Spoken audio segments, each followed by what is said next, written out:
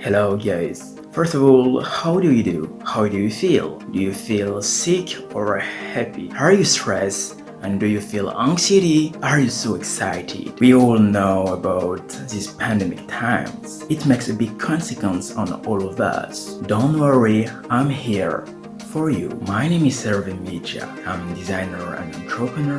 Today I'm gonna talk about industrial design. Today is a pleasure to show you this first video.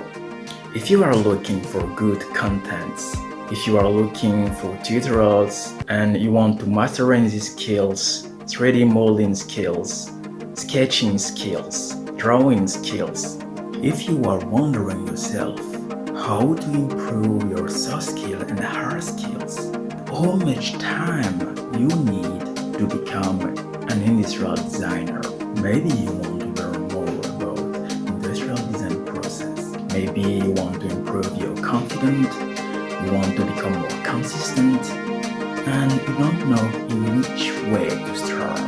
Maybe you're wondering a lot of questions about your future, about your career, and maybe you are lost. You need to be patient. Everything takes time. Maybe you have difficulty to find a new job to start your career. Maybe you are afraid about judgments. Maybe you don't find your why.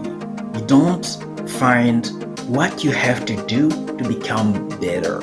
I believe in you. I believe in your potential. Maybe you don't know what to do in your life, if your life makes sense or not. So I'm here to give you sense for your career. I'm here to give you motivation, energy to reach your goal.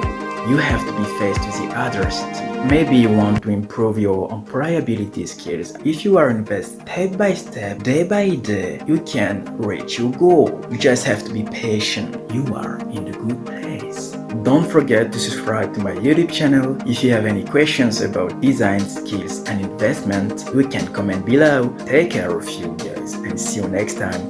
Bye bye.